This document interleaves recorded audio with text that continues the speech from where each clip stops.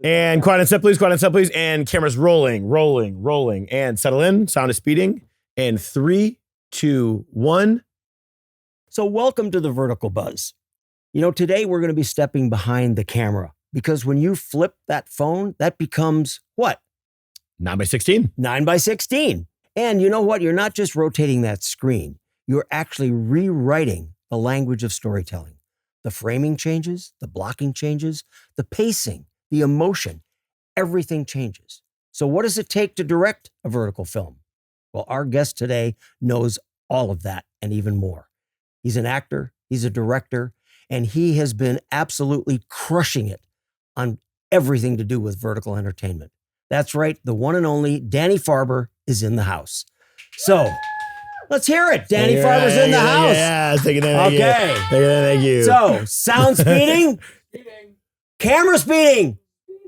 This is the Vertical Buzz. Action.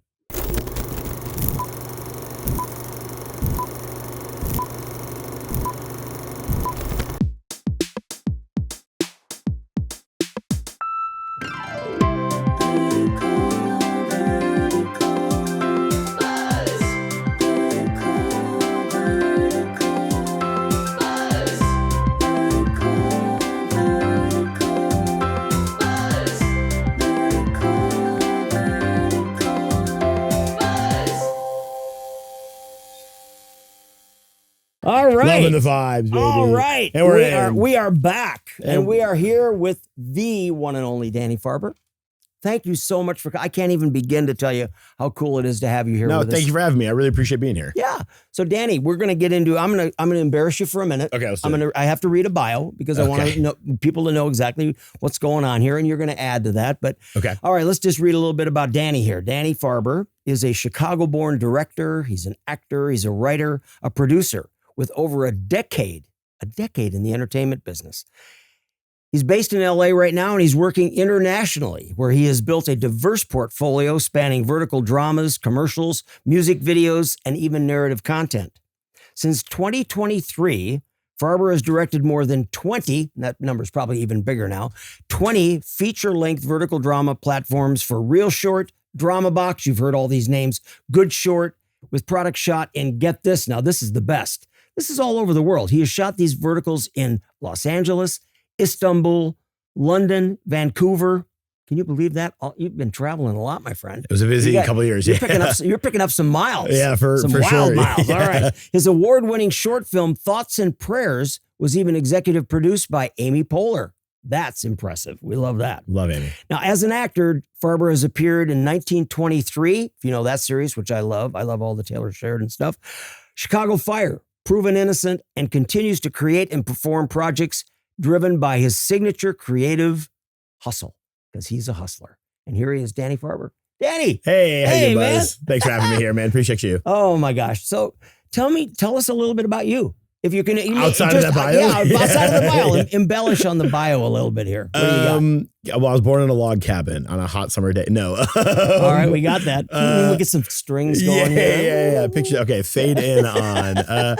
No, I'm a Chicago boy. I've been in Los Angeles for about 7 years now. Okay. I write and record music. I just came out with my first EP last spring. Whoa, awesome. What kind of music? It's like singer-songwriter, kind of folky acoustic style. Okay. Which is really fun. You play guitar? I play guitar. I sing on it, which much to most of my family's chagrin is a thing that is fun and a good creative outlet. Was this an independent, self-produced? Yeah. I've spent so much of, the last decade supporting myself through the creative arts and like making a majority of my income on just making things and like TV and movies and these verticals have been a total game changer. So for all of us, I'm it's Absolutely. really a godsend. But I wanted this creative outlet that wasn't at all connected to revenue and to anything that like I needed to be financially successful at in order to survive. So I think a lot of my creative anxiety went into recording music because it was it's a great outlet for me to stay creative and connect. And you don't need, 40 people on production to make this thing happen. Okay. Just a couple tunes and melodies. And I have a great producer in Pasadena named Russell Mark, who I met at my overnight camp when I was 14. And he was the man that taught me how to play bass when I was just a boy. And it was been a really fun, full circle creative project. Where can we find this? It's available on Spotify, Apple Music, wherever you stream music. Under Danny Farber. Danny Farber. I have an EP called Hope to See You There, and I hope to see you there. Hope to see you there. And I have a single Spotify, called everywhere you can find your music. And my single is Istanbul as well. It's a little bit on the music side of things. Let's talk about vertical films. Let's talk vertical films. What, how did you start in vertical films? What was your first foray? Yeah. Actor or director? Director. Okay. Wow. Yeah. I came in as a director. Came in as a director. Okay, great. And it was, I think when a lot of people first hear of verticals, they're a little like wary of like what it is. Maybe not so much now. Really? No. Yeah. Even still now. Maybe. I mean, yeah. It is getting there. I agree, it's getting there, but it is still that what? Yeah. What are you doing? What is this thing? What is that? And I, when I moved to Los Angeles from Chicago, I had already had a body of work. I had an actor's reel, I had a director's reel, I had a producer's reel of 6 years of working in the Chicago film market. Good. When I came out to Los Angeles, I told everybody, anybody that I would come in contact with, I did a lot of things in Chicago to support myself that wasn't directing or acting. A lot of it was producing and ADing. I came up as a PA and matriculated up to AD, to producer. And when I came to LA, I recognized that though it was financially a great career path, didn't fill up my cup and like was not really my goals in this industry. So I told everybody, I'm an actor, I'm a director. I'm a director, I'm an actor. I'm an actor, I'm a director. I'm a director, I'm an actor. I'm not a producer. I'm not an AD. I kept that to myself. I'm an AD occasionally for the paycheck and you need to survive. But I said it enough times, I think, where I was at a party where a friend of a friend over, oh, you're a director. Yeah, I direct. Okay, cool. I have this friend who just posted on Instagram. They're looking for directors for this thing. And I was like, oh yeah, send me their Instagram. I'll send my stuff along. I already had my director portfolio from my director reel cut from Chicago. I'd built a couple projects here in LA that I added to it to make it flesh it out a little bit more. Sure. And when I sent it to them, immediately I got a call within 20 minutes and they were like, we have this project. It's 77 pages. We start in 6 days. Do you want to, how soon can you come on? And I was like, we should get off the phone now so I could start prepping.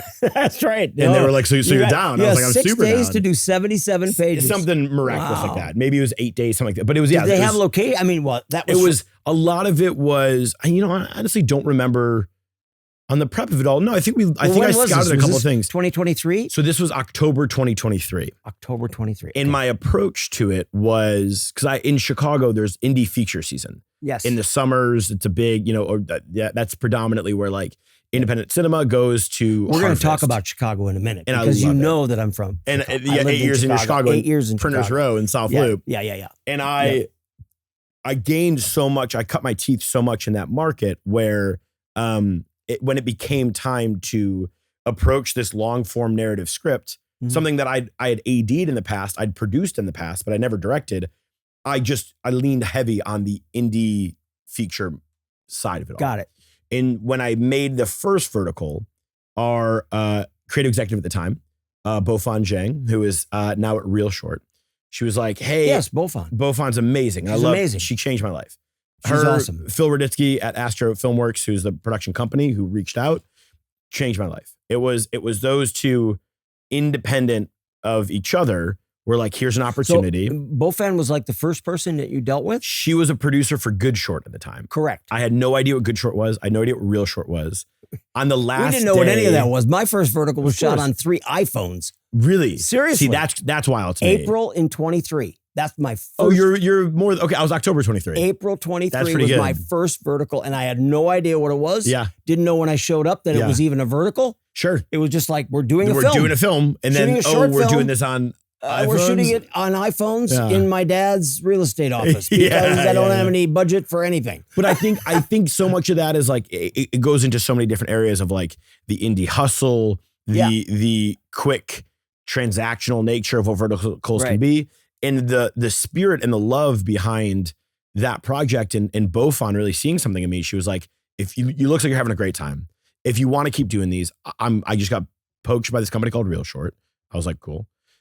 would love to give you some opportunities. And, one has now led to 27 in 4 different countries in under 3 years. It's really, it's been a crazy journey. It is crazy. I mean, I think the same thing because I look back and think, first one, 3 years is not that long. No. And to know where this business has gone from that moment to this moment Yeah. is crazy to think And about. every week it feels like there's something new coming around about it, Every which week. is also to say. It also makes me feel like I'm not keeping up sometimes. And I with think that's everything. okay. I think there's so many opportunities Right. to be involved in this niche of the industry. And also things are going to burn out fast. I think this came in really quickly, and let's ride the wave as long as it's around. I'm not saying it's going to fully go away, but a contraction is There's some definitely there's going some to happen. it's gonna shuck and jive or whatever you call that. It's gonna do this. It's gonna move. Which is and move and wonderful move. too. It's fine. The But first, there's gonna be attrition.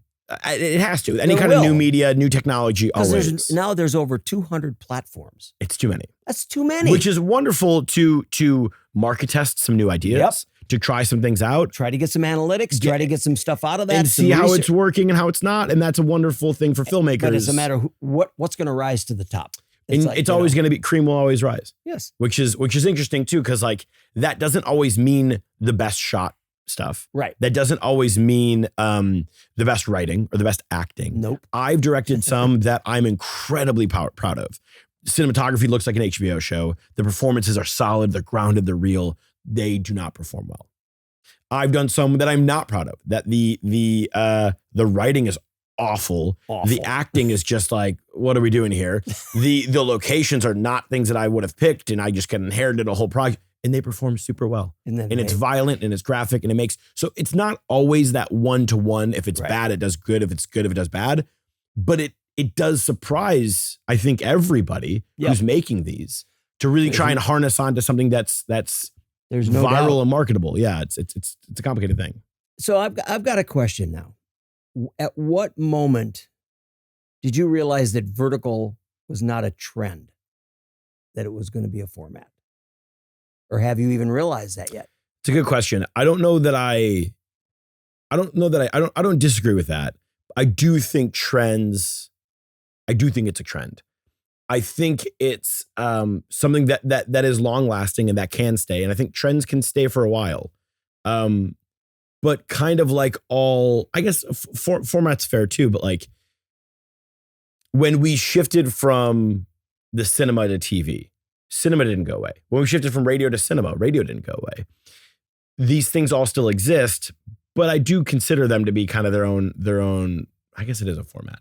What's the question? It is a format. Yeah. Yeah, So- it's like, is it a trend or a format? I believe in this so much. I believe in the format yeah. of vertical for so many things. And I'm not talking just vertical films. Sure. There are so many other, the vertical ad world is becoming Oh my God. massive. It's a and huge industry. It will be 50 times the size of filmmaking. Until we stop using phones. Correct. But for right now, absolutely. For right now, this is the thing. Everything is here. Is right there. So when it's here, Yeah. this is what you're watching. They make a triangle phone, you better believe they're going to come out with triangle sensors and everything's going to be on triangle screens. But until then, it is no different really than so much traditional media that we're familiar with. Mm-hmm. The biggest thing that I think, part of directing verticals too, it's like it's blocking is different, but its pacing is different.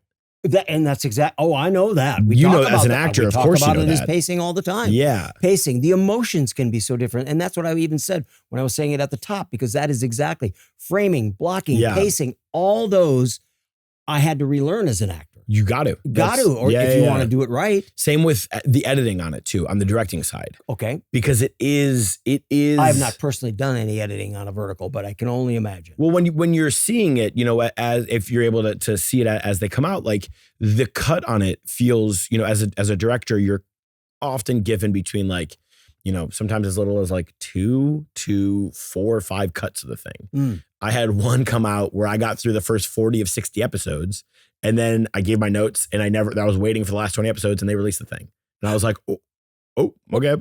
And there's a healthy disconnect between this is not my project, this is my project to shepherd, this is my project to spearhead. Okay. I don't own the media. It's not my project. And when a situation like that comes up, you're really reminded, it's like, okay, I've had so much creative influence on this thing, from hours of pre-production, planning, meetings, casting, grabbing locations, finding your crew, to being on set, shaping the narrative, rewriting on the fly, to in the edit, trying to piece together this thing that makes sense. And at the end of the day, somebody else owns it. And somebody else is going to make a final executive call on whether or not they think it's right. And they're going to figure out how to market it. And often that might be misaligned with how I would have intended it to be marketed. I was going to say, how are you with that at the end of the day? I think if you don't have a healthy amount of disconnect from the process, it's going to kill you. Because like as an artist, as a director, as somebody who wants to tell stories, you know, it is a thing you just got to be okay with letting go. Because if you don't let go of it, it will really eat at you, and you're not going to want to keep doing it. And for me, like, I think the most important job I'm on is the one that I'm on. The next one is just as important as soon as that one's over. Absolutely. But it's not about the 27 I've just done. It's the one I'm doing next. Yeah. And then when that one's done, it's the one after that. All right. So we are going to take a moment here to do something that we do on the Vertical Buzz. We're going to clear the air. Okay. We are going to clear the air. Okay. Because our sponsor is Aero Air Purifiers. I love that. Okay. It's AEIRO. These guys are unbelievable. They make this product called the AC150. And it's right there. Look at that AC150. Can you believe that? It is the most beautiful air purifier on the market. 300 square feet. It'll clean your room. You can manage it all on your phone. So it's a vertical product. Oh, nice. Oh, yes, it is. Nice. It's vertical because all your information about how dirty your room was and how they were able to clean it and stuff you don't want to know is all going to be in your phone. And this is where we add a little VFX smoke and I go, and then we snap. And AC150 kicks in. There you go. And it's all clean. There Perfect. you go. AC150 Aero, AEIRO.co. Couldn't do the show without you. Thanks for being here. And there's our sponsor moment. And that's pretty awesome. Let's go. All right, let's get back here. We're going to get into some questions about here. Give me an idea of what makes a great vertical performance. Oh God, that's a great question. Yeah. Okay, for all the vertical actors out there watching. All you vertical actors out there that are watching, or all you vertical fans that are watching those actors, here you go. One man's opinion. I always say it's a small screen, give me a big performance. Awesome. That's a bumper sticker, Danny. It's got to be. You know, that's kind of what we're doing here. It's got to be attention grabbing enough to stop the scroll. I'm looking for thumb stopping moments. I'm looking for a thing that's like, stopping. Yep. What am I watching here? And it doesn't always mean it's the right choice, but it's the more interesting choice. Yes. Now, that's for certain moments. Okay. If we know it's going to be a big marketing moment, if we know that this is the beginning of an episode, maybe it's the beginning of the story, I want that big, dramatic, hooky, almost borderline TikTok-y style of performance. Awesome. You did what with my who? On my wedding day? Like all of that, yeah. The bigger the expression. And when you're doing voiceover too, if you give me nothing on your VO, I'm going to have to shoot it 4 or 5 times to get different angles to cut to your nothing. Right. It's all in the face. It's all expressive. It's all big. It's in the eyebrows. It's in the jaw. It's how you carry yourself. Now, that being said, if the whole movie is this cartoonish, over the top, exaggerated performance of it, it's going to be hard for an audience to connect with that. So as a director, it's finding that line for your actors of like, okay, well, here's a really nice, sweet, tender moment between our leads. Mm-hmm. We want to feel that. Yeah. The romantic chemistry, it's got to be palpable. If it's not there, it's not there. Got it. That being said, so many of these characters are written intentionally to be one-dimensional, so that if the app decides to only market episode 44, okay, we already know she's in the cheerleader outfit. It's episode 44. That's going to be, she's got to be mean because that's who she is. Okay. An audience can't have any exposition in that one piece that they're just marketed right there. So you kind of have to know one-dimensionally who these people are throughout the film. If you're mean now, I kind of need you mean the whole time. Right. There's some room for nuance, but the way that this medium is formatted, keep it surface level and keep the performance right at the front of the face. It's always there. What is the biggest mistake that new directors make in this format? It's a good question. I think, things that I think people are going to that fall into the pitfall of like only doing one or two and then not really continuing to do it. It's a handful of things really, but it's like you have to, we were talking about the healthy disconnect of you don't own the project. Right. You have to do what's best for the project and then move on. And if you fight too hard and you lose too many battles, nobody's gonna want to work with you. That's correct. So you gotta be able to know what battles to fight, Mhm. and that's gonna better the story, not better your ego, Mhm. or not better your idea of what the story could be if it misaligns with the app.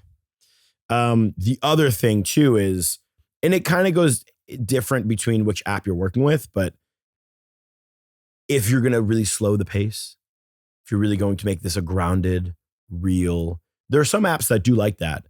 More often than not, though, if you're not ready to play ball for when it comes time for the big, slappy, aggressive moments of things, I can see that being a hard sell to try and bring that person back, because everybody should have a boundary, and nobody should ever cross that boundary. Boundaries are there for a reason, and it's really important to understand what you are and you're not comfortable filming. That being said, you're making a product. It's more a commercial than a movie.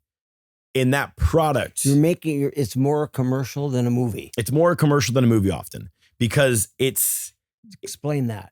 When you're directing these, okay, it's a product for a client. That is very true. The same that any commercial is a product for that client. ad agency. Yes, right. So that exists in the same kind of dynamic in your brain. It has to in your brain, where you can fight for the story. They might disagree wholeheartedly.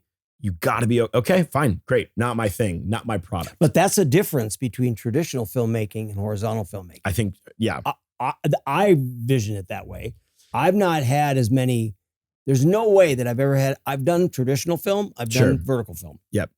I've never had a client interaction on a horizontal traditional film than I've had with vertical films. Because they're commercials. Yes. That's very interesting. I've never looked at it that way. And I think that's a healthy detachment from it's not commercials we don't care. It's not art we don't like. There's still storytelling here. Yes. But it's a product. Yeah. And it's gotta be you gotta have your mind wrapped around that as you're making them. That I know a lot of people that are in it for the art and because they want to be these auteur directors. Episodic TV directing is not about being an auteur. Some can, but that's after having established that you can play ball. And it's doing the job that they want and that they hired you to do. And that sometimes includes shooting scenes that you're not really comfortable with, and finding a specific line that you're willing to cross, and some that you're not, and most that you're not willing to cross, and say, okay, well, I don't want to do this. Here's my pitch. I can't give you this morally, ethically. What lines? What are those lines for you? For me, you. Yeah. I think, because I'm sure they're different for everybody. I mean, it's your as they should be. I have mine. Yeah, of course. Yeah. For me, it's the same that I'm sure it is with a lot of the actors, actresses, filmmakers, directors, cinematographers. It's the hard, heavy assault scenes, and those are and I understand sometimes why those are in the script. Sometimes, but it feels like it can be justified. This is a discussion that goes, we could have this for hours with people, because it is, when you look at the analytics, the consumer loves that stuff. It's less about that on that side of things. Though you might not be wrong, that is like a hooky, attention grabby thing. For me, holistically, morally, I'm considering the audience in those moments that don't have a billionaire hero to save them at that moment, at the last second. I consider the people that are watching these to escape into another world who needs to see somebody get rescued. And in order to be rescued, you need to be put in a little bit of peril. Now, there's a way to tell that story without making everybody in the room incredibly uncomfortable. Okay.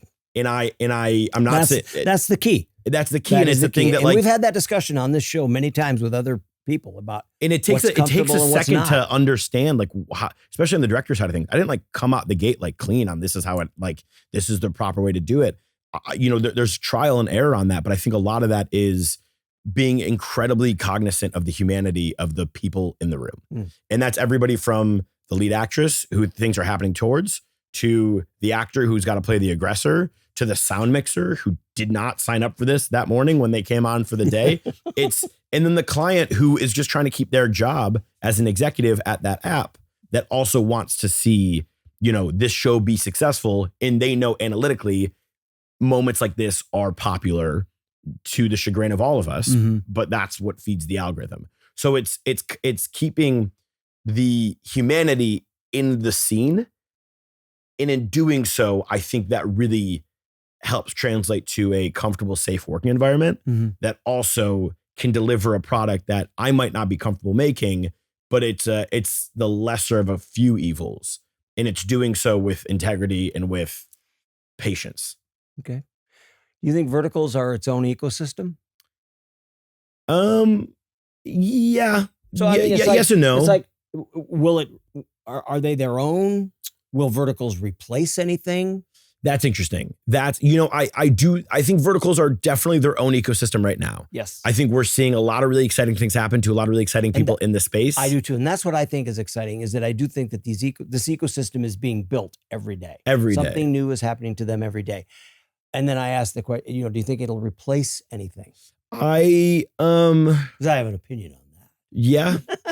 I'll tell you my opinion. Sure. I don't think it is. I think that it's creating its own avenue and its own channel. Yeah, it kind of feels more like that. It does. I think that it's the addition. I watched this clip last night. How I stumbled onto this, I don't know, but it was the clip of the jazz singer Al Jolson, going back to 1926. Oh, Al Jolson from 1926, sure. It was a video, and I'm going to find this, and I want to get this up on our website because we got to put it up here, but it's horizontal. But it's the clip about the guy. There's a guy explaining how they put sound into silent film. Okay. And it's fascinating. Okay. It's just this guy with this great big machine there going, we're going to do this and put this in here and put this in here. And he's on that crackly black and white screen. Sure. And it's 100 years ago. Sure. And they're going from silent film to talkies, right, which just exploded on the screen. Of course. So, and I have always said that is that moment I think that verticals are in. Verticals are in this place that there's been this wonderful system of horizontal traditional film going on for how long? 100 years, right? They've had talkie films now for 100 years. Sure. And so here all of a sudden when's the last time a new format showed up? And that's the 50s when it became from the cinema to the TV. That's right. And so we haven't really seen something this exactly like that. That's is right. This accessible. The fun thing is, because I always tell people I make TV for your phone.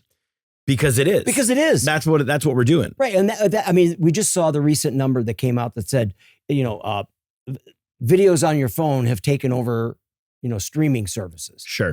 Of course, because you watch that on your TV. Yeah. This I can watch anywhere I want. Anywhere you want. I can watch it in my car. I can watch it in the bathroom. I can watch it wherever I want to watch it. They were setting up lights in here and I was editing. I was watching the new cut of this one that I just did because it's right in my pocket. And I have 20 episodes I got to look at the edit. So I do it all the time. Yeah. We live in a city where, driving is a pain in the ass in Los Angeles. Yeah. Well, if I'm one that I would rather get early. So I'd rather be an hour early because I know if I'm an hour early, I can just sit in my car and I can do all my work right here. Yeah, totally. Doesn't matter. Sure. I don't have to have my computer plugged in. No. I don't have to have my TV. I don't need my laptop. I don't need anything. I need this. Sure. This operates my life. Sure. So yes, I think that it's creating its own little avenue. What I will say too about the ecosystem of verticals, that I think on the consumer side of things and on the artistry side of things, we have our fans and we have the community that makes it. And it's fun to start seeing some of these vertical fan accounts become really ingratiated in the process of making movies 100%. That are hopping on set, that are having direct communication. Sometimes it's a little overbearing and sometimes we need to kind of check what a parasocial relationship should feel like and can feel like. But I do think it's really valuable insight to be like, no, we can't. Why are we got to remove 4 of these slaps? Because I know how this is going to trend and everything here is so nice and happy and bright. That's going to be the first note I see from all the fan accounts. And then the client says, no, it's got to be that. And then I lose that battle. And it's like, okay, great. Well, I've done my part to say that that's what it should be. And then you kind of got to move on. The other side of it too, on like the actor, director, producer, Los Angeles can be a lonely city. And I've never had such a tight-knit community I've been a part of. As the vertical community. 100%. Yeah. I've been in this city for a long time. This is my 4th time living in this city. And I started this vertical world 3 years ago. The community is bigger than any community I've ever been involved with. Yeah. I've got New Year's, we do Super Bowl, we do, you know what I mean? Like it's fun. It's fun. You like want to go to dinner, you want to go hang out, you want to go have a coffee. It's like, really?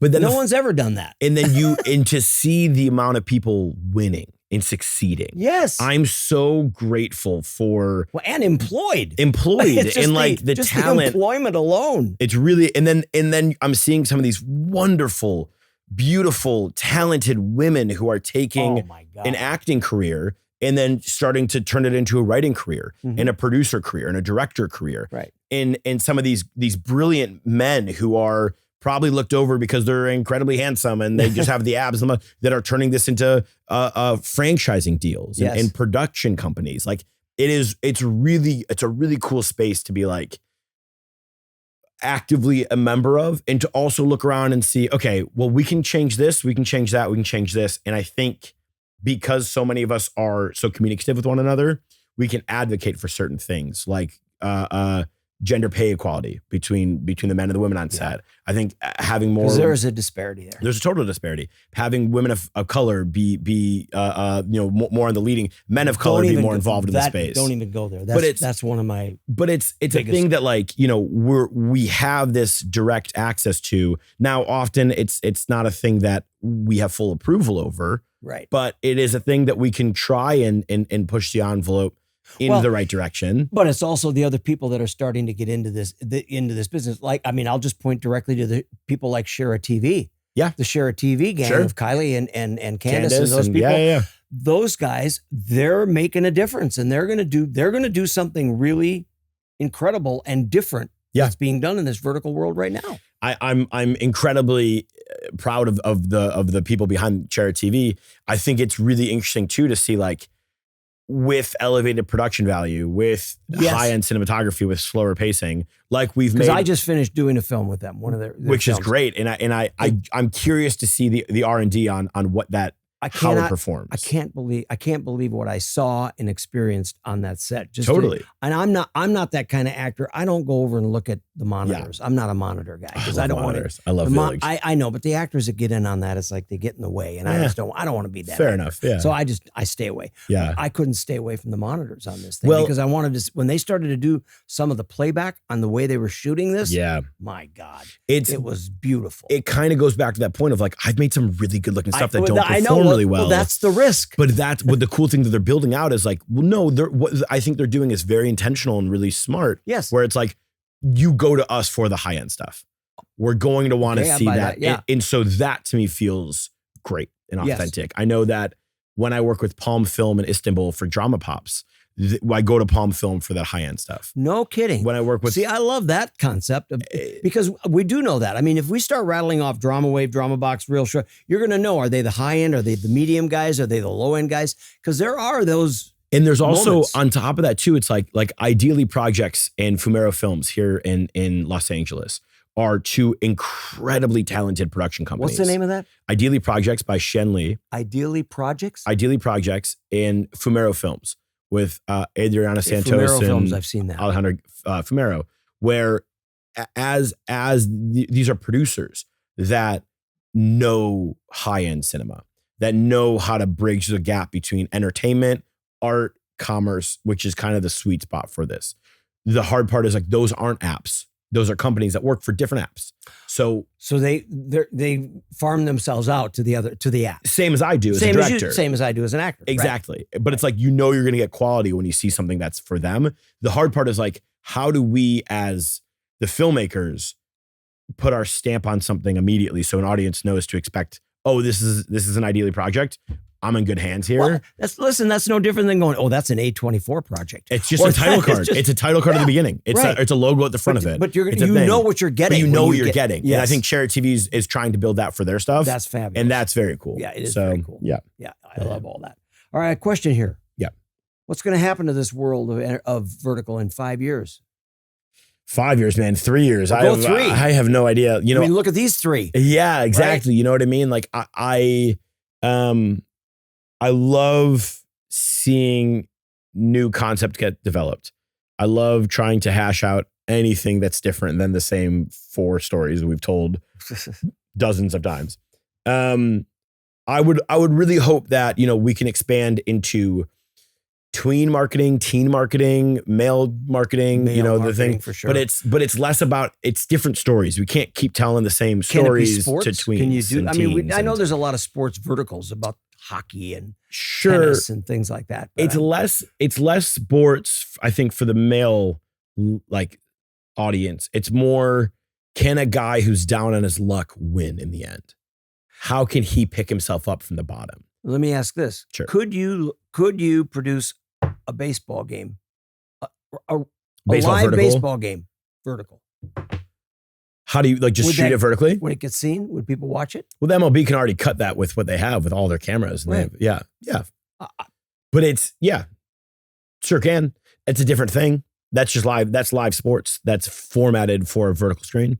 But that's not a bad way to look at it too. Well, that's what I'm saying. I believe that can happen. I follow enough MLB accounts, and on my feed, I'm seeing like Cubs highlights in vertical and 9x16. Really? Yeah. But it's more like, well, I'm seeing a lot of trailers now in 916 for sure. 100%. Film trailers. Yeah, and full clips and full clips. And the fun thing that I like sometimes is when they break your screen into 2 sections. So you have your 2 shot up top here, and then your single fills up the bottom 2/3 of it. So you get like a little bit more perspective. That's cool. And you're almost watching both at the same time. I think we're going to get really inventive in the next 3 to 5 years on how to make a movie. Yeah. And what's important to see, knowing that 85% of your frame is a body. Okay. It doesn't give the brain enough context as to the location sometimes. For me, I'm always like, okay, let's establish our space. Then we'll move into our face. So we'll get our big wides, and then we'll get it for our medium close-ups. Right. So if we're not focusing enough on spaces, we move everything to a volume screen TV, like screen. So you're not on location anymore, shooting everything against like a TV and a soundstage. You know, that's a quick and easy way to lose the heart and soul of what a movie could be. Now, if this is just commerce and commercial and they find a cheaper way to do it, I don't see a world where they're not going to want to try and do an entire vertical just on a volume screen TV. Okay. An entire vertical just AI, an entire vertical. Like this is the scary part of what we're doing is we are living in an ecosystem that's actively racing to the bottom. And they want to see how fast they can do it, how cheap they can do it. Right. And it's on us as the artists to advocate for our rates, to advocate for ourselves, to advocate for our friends and our people, to say, this is my line of the sand. I'm not going to do that. And I'm not saying you can't use AI at all, because like AI is a great tool. It's a great tool. And it's a way to get, you know.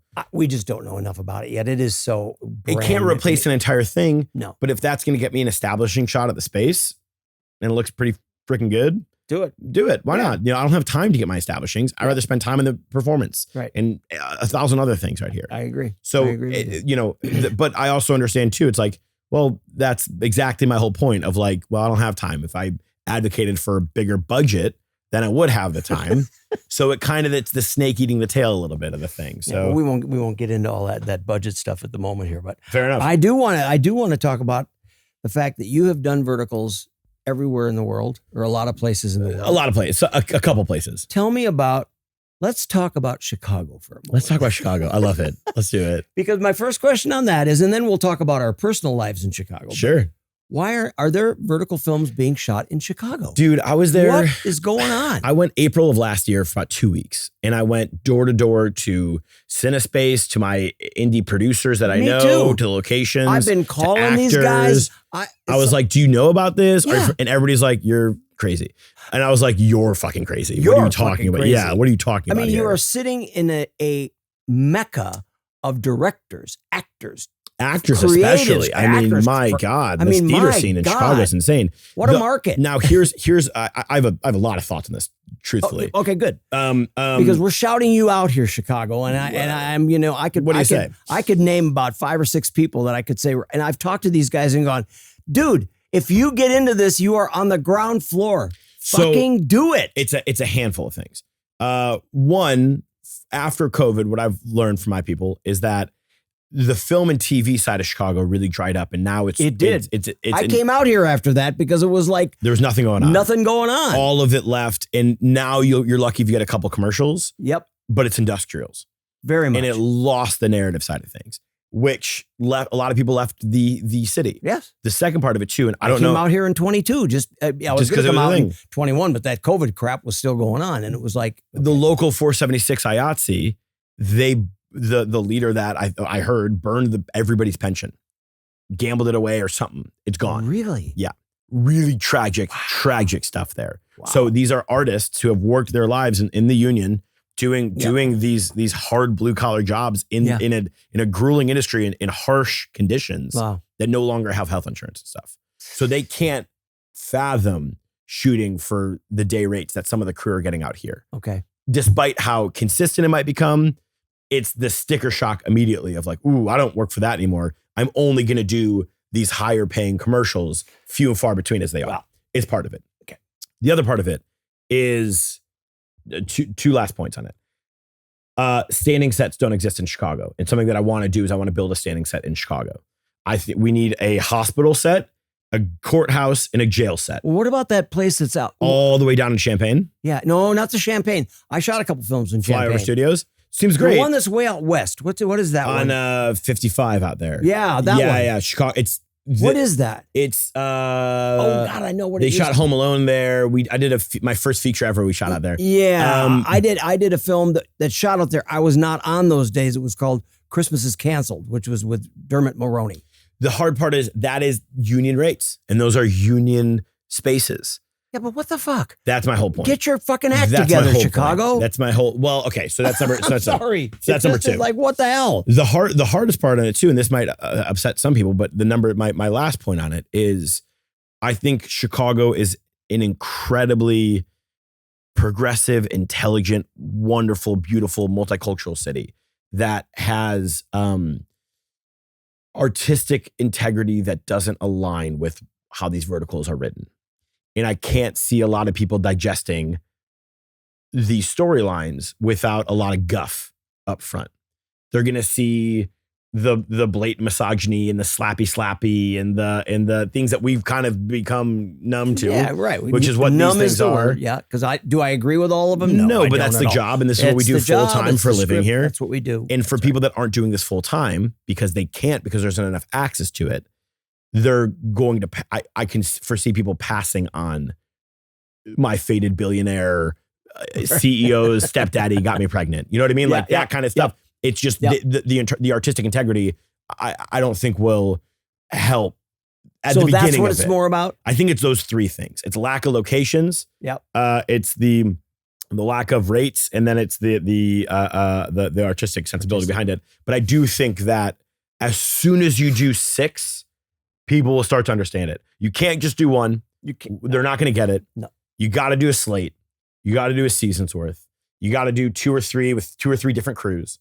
And then those crews are going to talk to other crews. Those other crews are going to talk to other crews. But even still, you don't have enough locations. I just believe that the guy that jumps in first in that market is going to be win. huge. He's going to win. I was in college during the Joe Swanberg era. Oh, wow. And it was awesome. Yeah. It was so cool to see that guy win. Yeah. And I'm a huge fan of people winning in this industry. Yeah. It's so hard to get a win. Well, and Chicago is that one less city because they're doing them in New York. Everywhere. They're doing them in Atlanta. They're doing I'm going them to here. Knoxville, They're Tennessee even next doing, month. You're going to Knoxville. They're even doing them in San Francisco now. Yeah. So I would it's love, like, dude, trust me, if I could see my family, if I could do a vertical in Chicago, I'll be there tomorrow. I'm the same thing. It would be like if I could go to Chicago and do this and stay with my kids.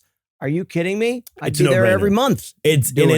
I've tried to picture to a couple different apps, and they've all been like, well, what's the cost out there? Well, it's cheaper than here. It's I can not. tell you. You don't think so? I know it's not.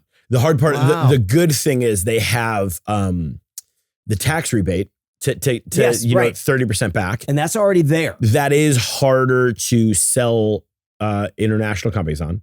Locations are not a problem. The hard part with locations, though, is they don't have standing sets. No.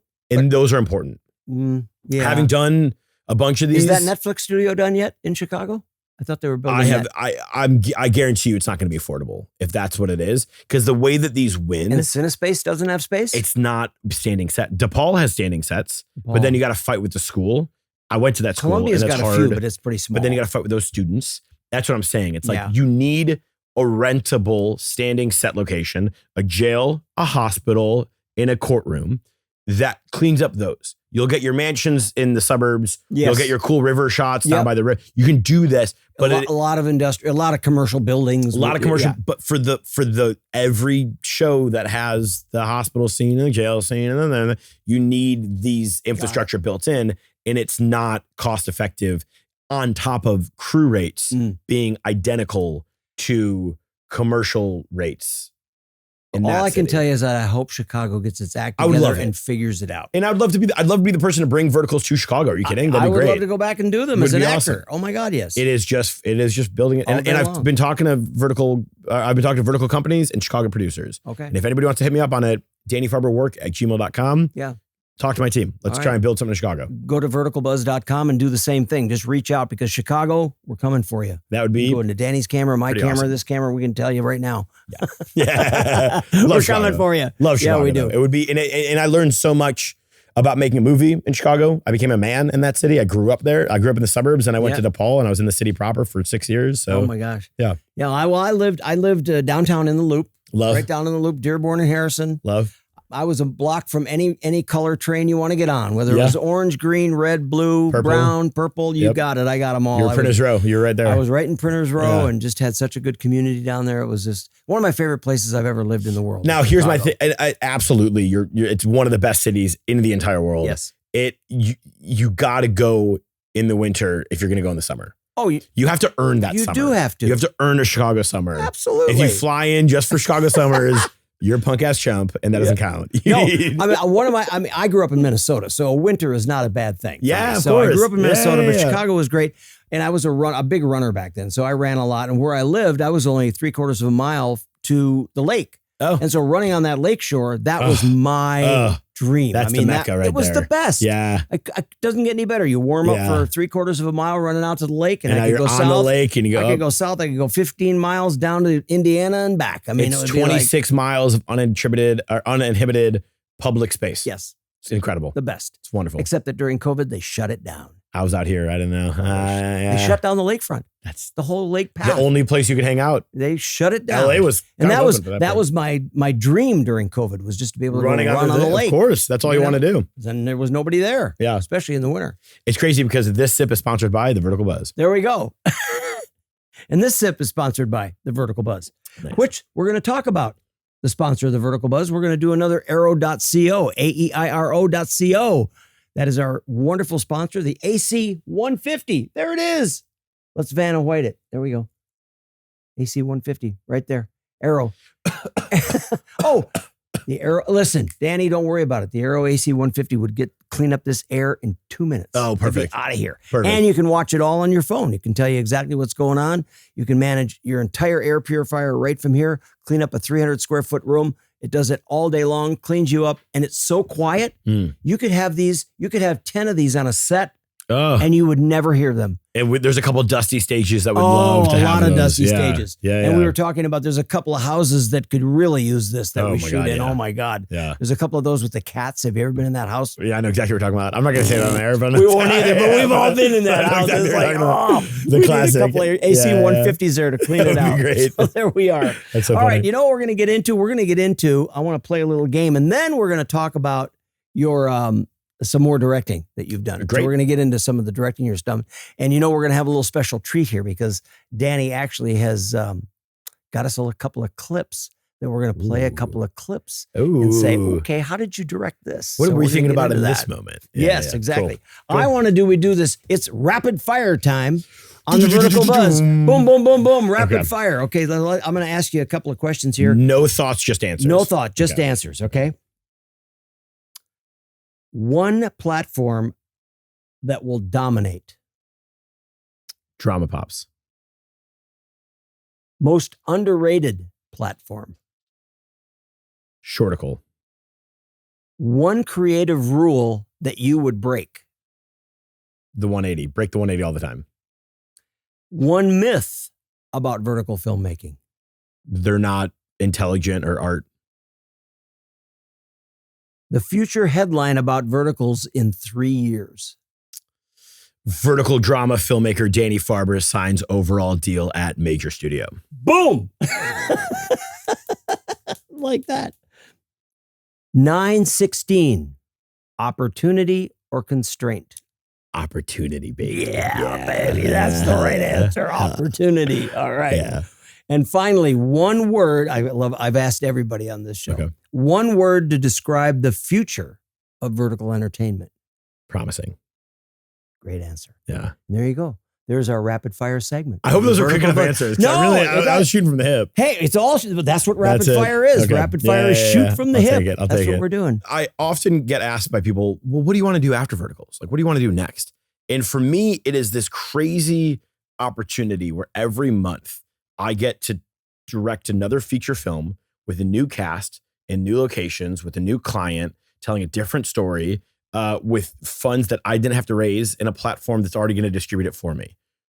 Does it get any better than Dude, that? I feel incredibly selfish for asking for more than that. Honestly, it's like, I agree. It's this thing of, I don't know, like people aren't going to see movies like they used to anymore. People aren't watching the same TV shows as the way they used to. So like, No. if I can just keep building genre storytelling, and I did a Western, I did a medical drama, I did a sports one, I've done a rom-com, I did a Parent Trap style one, I've done accidental marriage, I've done so many different like genre concepts. Right. Well, even listen, as an actor, I've done the same. You gotta I played play. a butler. I played a CIA agent. I played a patriarch. I played a dying old man at 90 years old. I've done so many things. You get to do it all. And I would never have gotten to do that had this world of vertical entertainment not come along. And honestly, no way. It's a huge testament and a thank you to the apps that are financing this. 100%. To the producers that believe in us, the directors that believe in you to cast you and bring you on, and the crew that's making these for us, that are making it look as good as they do, and that are setting up the cameras and moving them all over the house and setting up the lights and the rain rigs and because it's almost like the passion of the people that are involved in this is more passion than I've ever felt at any other juncture in this 100%. entertainment world. And it's just so amazing. I want to give a shout out to the production designers, to the costume, to the stylists, to the hair and makeup artists, to the production assistants. It's the producers that are up late, that go to bed after everybody else, and that are sending out call sheets. The ADs that run the ship and put Those it all together. PAs that pick us up in a parking lot at 5 a.m. and then shuttle you up the hill to get to where you got to go, and then whatever.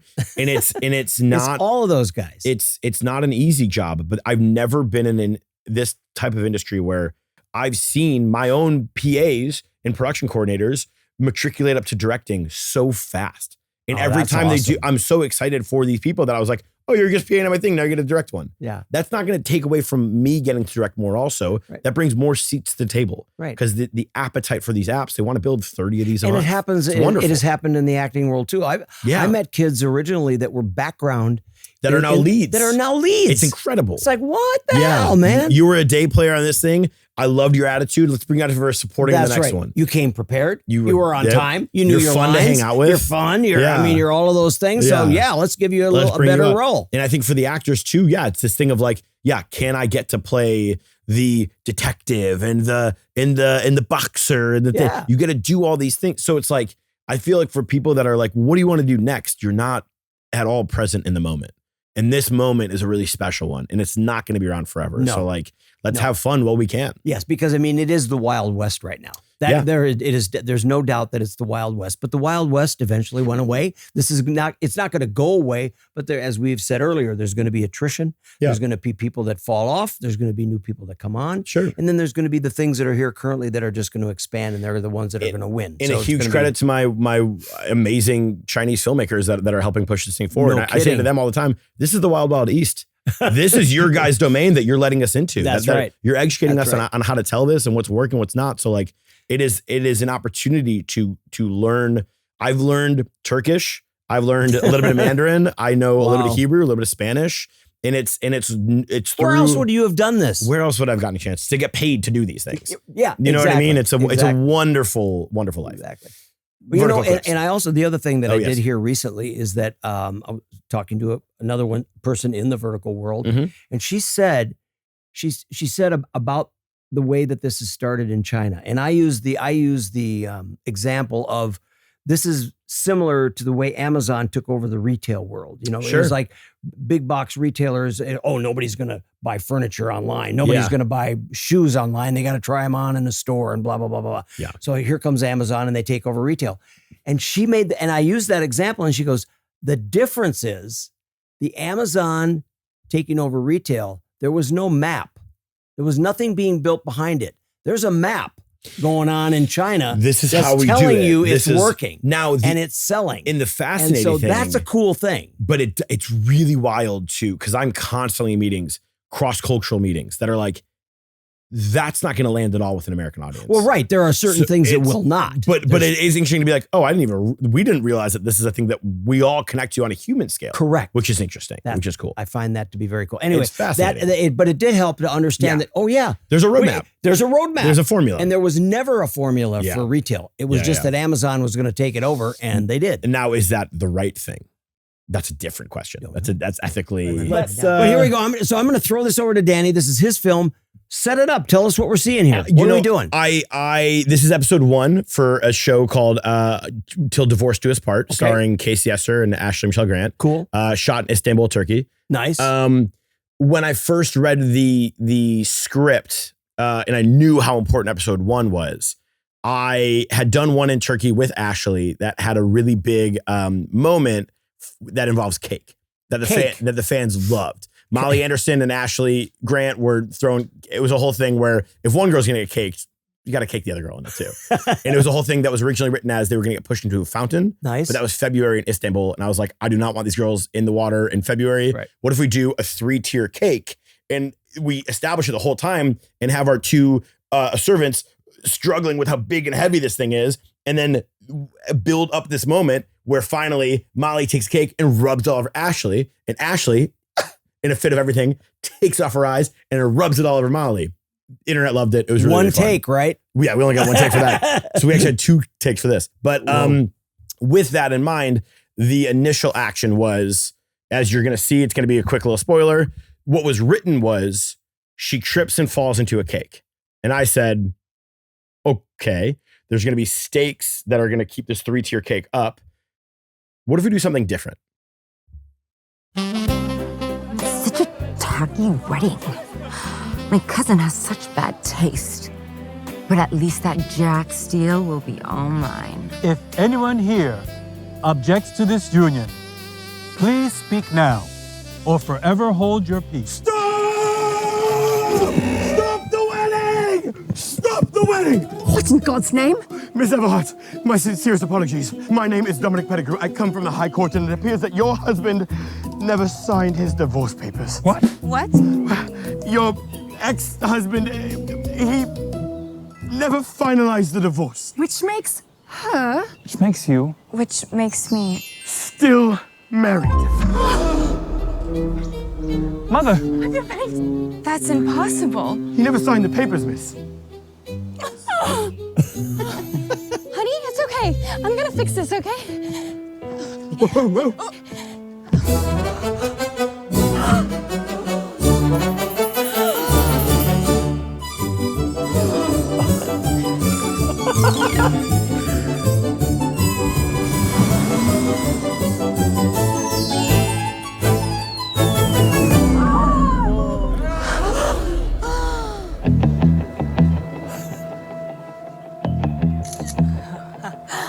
Out!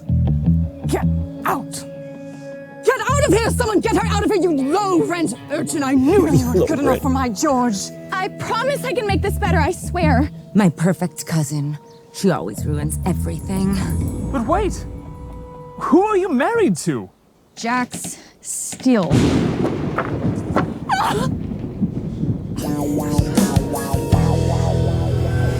And then who's Jack Steele goes into the rest of the movie. God, Casey Esser's so Jack great. Steele. It's really, really fun.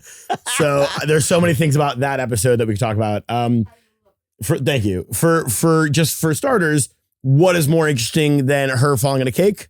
What if cake falls onto her? Calls onto her. And how do you build that moment? And how do you get, okay, so it's up here, and then she trips on the thing, and then the thing goes flying in the air, and then it comes back down, and then we're watching but then reaction one of those to classic it. slow-mos, The which are in slow-mos, all and it's verticals. the fun and whatever. And it's probably the most talked about thing of that vertical is that moment. Is that moment Is of the that cake? moment of The thing. cake moment. The cake moment, which I'm really excited about. That was the thing that we were able to build. How long did it take you to shoot the cake flying in the air? If we can actually get that other clip back up, that was okay. So, a quick little story. So I did 2 projects back to back on this batch with Palm Film with Drama Pops. Okay.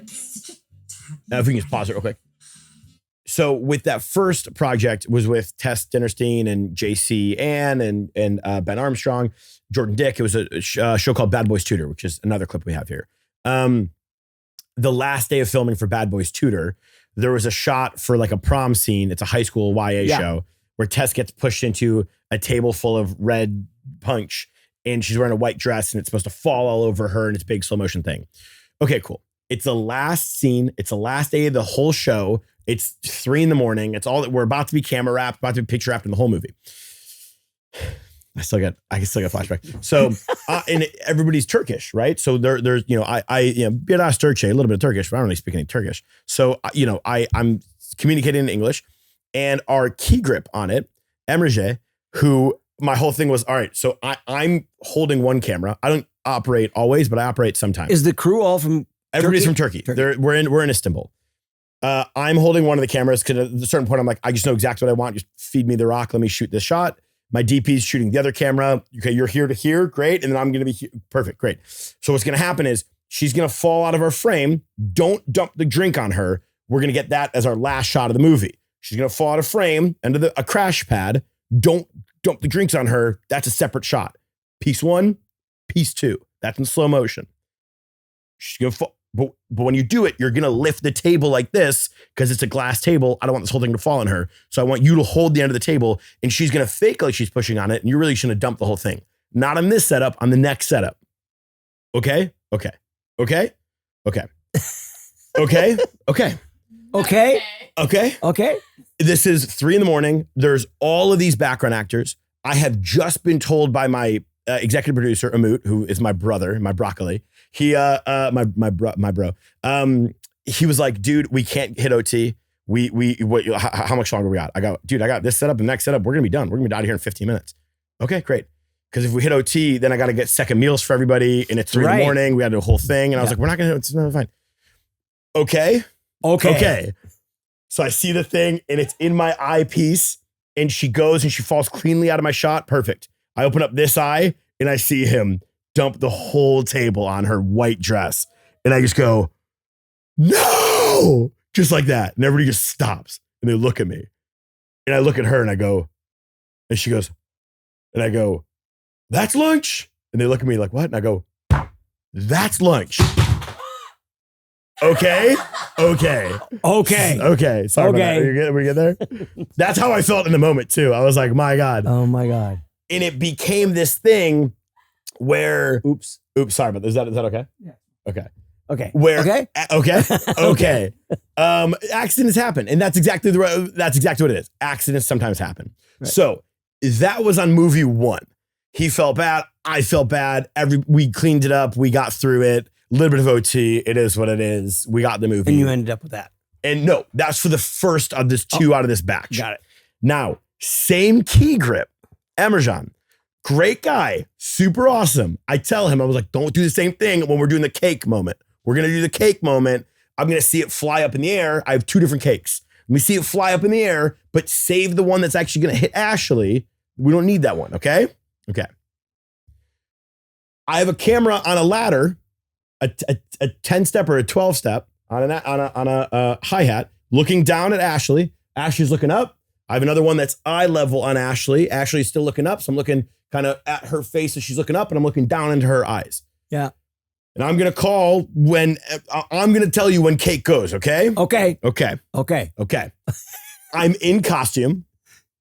I have the dumb hair Because I thought, what's the funniest thing I can do? The middle part with the dumb mustache and the glasses in a British accent, in a suit and tie. It's the dead of summer. It's super hot. It's a huge, I don't know if you see how many shots are in that episode, 50 something setups in this thing. And we're cruising. I'm directing everybody and blah, blah, blah, blah, blah. All that location had was just a field in that tree. We built everything else out. Wow. There's the Buster Keaton moment where like the one thing falls in the foreground and then the other thing falls in the back. And so she's just separated right in the middle of it as the banners fall. I have all these moving pieces, all these moving parts. I'm trying to just get an idea that's not on paper onto the video. I'm wearing the suit. I've shot my coverage. We shot everything. The last thing we can do is actually caked up. So we got to get everything pre-cake, turn to the world, get everything pre-cake, turn the world back. Okay, now we're here. Great. All right. And I'm up on a hi-hat. I'm looking down at her face. Emerjan, don't do the same thing you did last time. Okay. Okay. When I say cake, that's when you're going to go for it. Okay. He goes, okay, we're not going to. And he felt really bad about it. He's got the cake. He's got the thing. He's looking at me. I'm looking at Ashley. She gave me great reactions. She's looking up. And I'm like, okay, so you're looking up. You're seeing the cake. I'd said, you're looking up. You're seeing the cake as it falls through the air. He doesn't speak English very well. All he hears is the word cake. As I'm saying, you're looking at the cake, but it's not like I've called cake. So he goes, and he goes, okay, so you're looking up, you're looking at the cake. Cake hits her right. And it misses too, because we weren't really set for it. So it kind of hits her face and hits her shoulder a little bit. And I look at him and I just go, again? How do we do this again? How do we do this twice? And it was, oh boy. And I'm still in the dumb hair in the suit, having just acted like a fool the whole scene. And all of these background actors see this actress who's in a wedding dress covered in cake.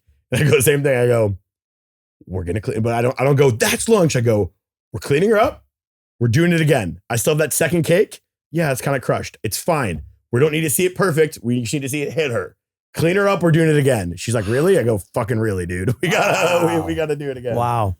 That's a story. Okay. That is a story. Okay. That is a real live story about an actual scene. And we just saw the scene. And we saw the scene. We saw the cake. It looks great. And we got it the second time. We cleaned it up and it works and it's totally fine. That's great.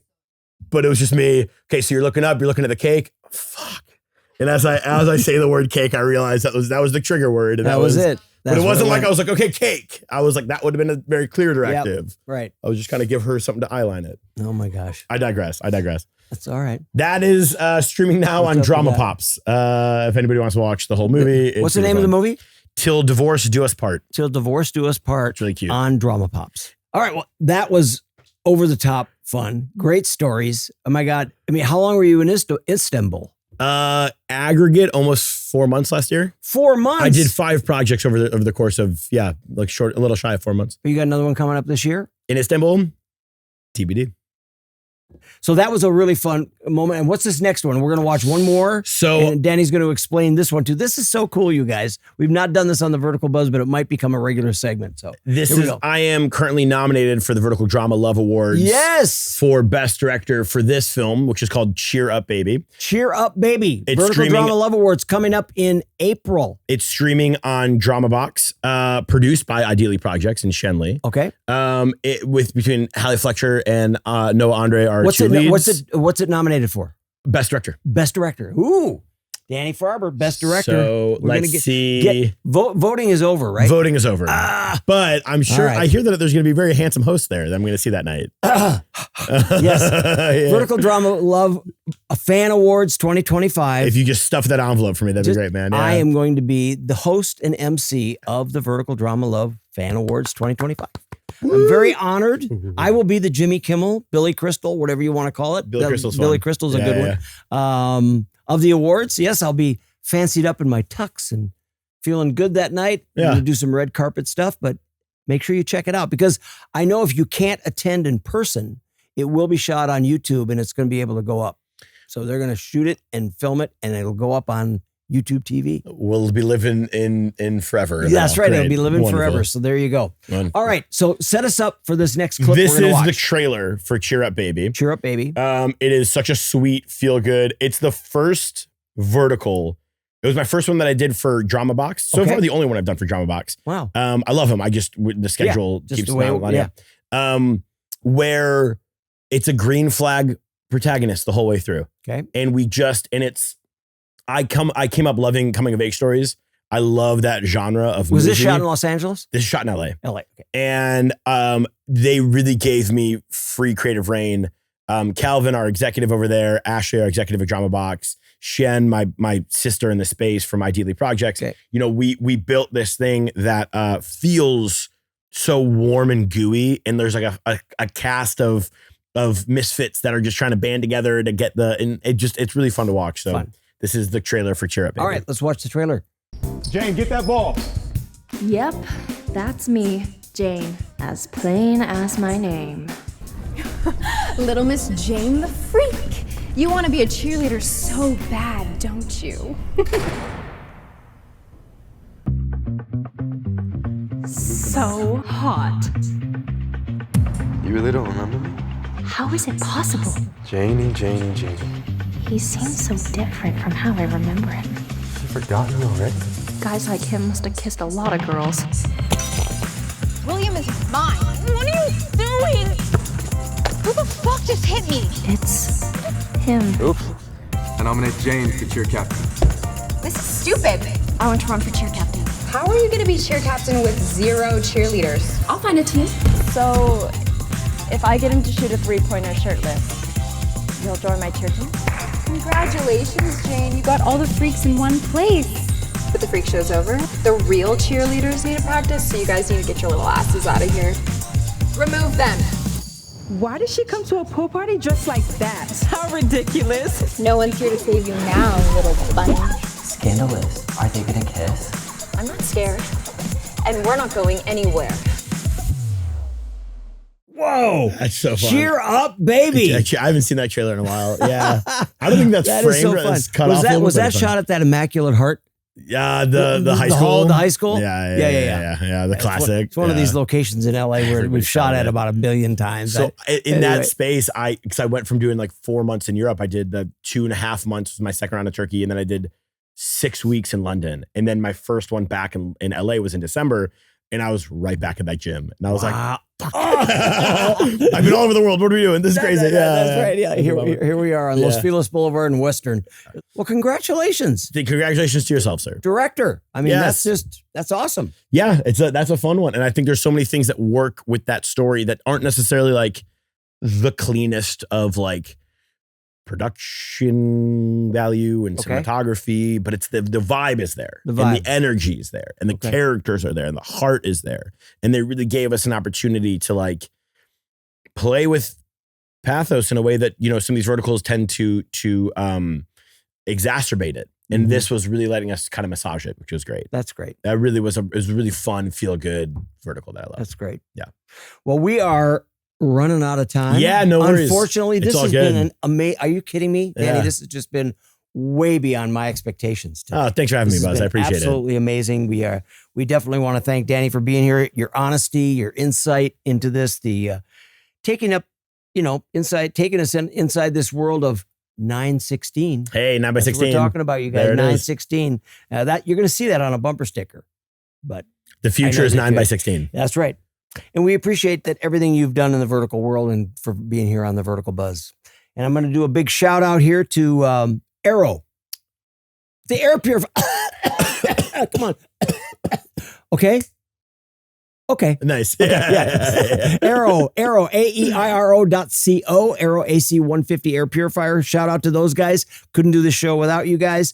Huge shout out to the Glendale Podcast Studio. Huge. You got a big one. Jason, Erica, we even got George, everybody that does such a great job here at the podcast studio. Anna, our creative social media director right here who keeps everything going and keeps you guys informed. Make sure you're checking out social media because we're going to be starting to put up all the 5 top verticals of the week and the top 5 platforms of the week as we continue to That's go cool. on here. That's all going to show up on our Instagram. And I just also want to thank all of you guys for watching. For listening to this podcast. You're the ones that keep it going. Make sure that you are subscribing on YouTube and Spotify. Make sure that you're following us on all the social media at The Vertical Buzz, We're going to be talking. Oh, you know what I want you to talk about? We didn't do this. Tell me, we got to put in a plug for Pretty Awesome. See Okay. Danny's hat here? Pretty Awesome. Yeah. What is Pretty thanks. Awesome? So Pretty Awesome Productions is my production company. Yep. All my Pretty Awesome merch is available to shop at the link in my bio on my Instagram. It's also available on my website, sirdannyfarber.com. At sirdannyfarber.com. Under the shop button. We have hats. We have sweatshirts. We have rain jackets. We have hoodies. We got beanies. We got stickers. You know, between the Vertical Buzz and Pretty Awesome, you could just do all your shopping. It's a pretty awesome Vertical Buzz. Birthdays, holidays, anything. You could do all that kind of stuff, right? Stream the music, watch the movies, buy the merch. And just make sure that you're following us on all the podcasts. We have a podcast.